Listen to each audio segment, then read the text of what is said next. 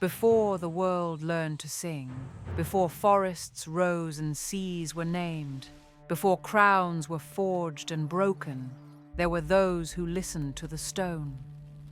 In the depths of the world imagined by J.R.R. Tolkien, the dwarves were not born of chance, nor awakened by starlight. They were shaped in secret, carved with patience, and bound to endure.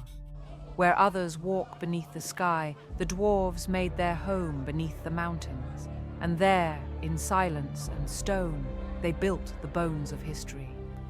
The dwarves were created by Aulë, the valor of craft and substance, long before the children of Ilúvatar were meant to awaken. Impatient for creation, Aulë shaped them from the materials he knew best, stone, iron, and unyielding will. But they were not truly alive. It was only through humility, through the willingness to unmake his own work, that life was granted to them. And so the dwarves awoke, not as masters, but as survivors.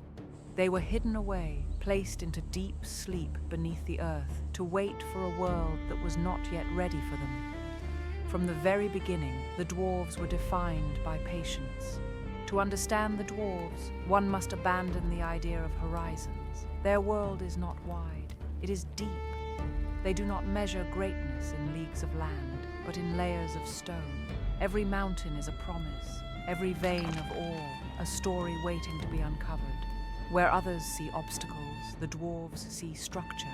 Where others see darkness, they see shelter. The dwarves founded their kingdoms not upon the earth, but within it. Khazad-dûm, later known as Moria, was the crown of dwarven achievement. Vast halls supported by living stone, endless stairways carved with mathematical precision, light drawn from crystal and fire, not from the sun. It was not merely a mine, it was a civilization turned inward, and for a time it was unmatched. But even the deepest stone carries risk. In their search for mithril, a metal lighter than silk and stronger than steel, the dwarves delved too greedily and too deep, and the mountain answered. Far to the east, beneath a solitary peak, rose Erebor, smaller than Khazad-dûm, but no less magnificent. Erebor became a symbol not of expansion, but of identity, a kingdom defined by lineage, by inherited craft, by treasure earned through centuries of labor. Its fall came not from within the earth, but from above. The coming of the dragon Smaug was not just an invasion, it was an erasure. Dwarves do not create to decorate, they create to endure.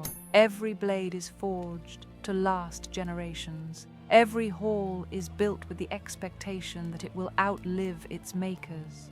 To a dwarf, craft is memory made solid. This is why dwarven weapons feel heavy with history, why their armor seems reluctant to break, why their cities feel ancient even when newly carved.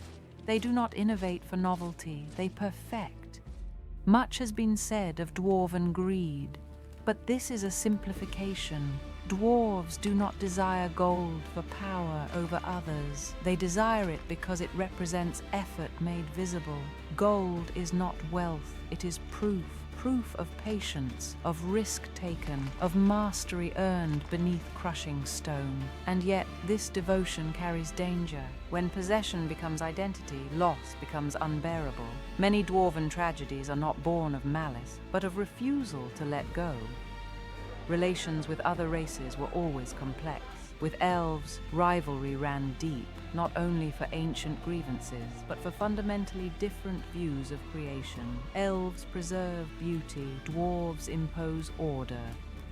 With men, relationships were transactional, born of trade and necessity. Respect was earned through reliability, not trust. Dwarves remember every oath kept and every oath broken. As ages passed, the dwarves did not fade quietly. They endured collapse. Their greatest halls fell silent. Their numbers dwindled. Their names became fewer in song, but they never vanished. Where a single forge burns, where a hammer still answers stone, the dwarves remain. The tragedy of the dwarves is not that their kingdoms fall, it is that their works last long enough to witness their absence. Halls remain after voices are gone. Stone remembers hands that shaped it, and deep beneath the mountains, even now, the world still rests upon foundations laid by those who asked for no glory, only time enough to finish their work. Because long after songs fade and crowns turn to dust, stone endures, and so do the dwarves.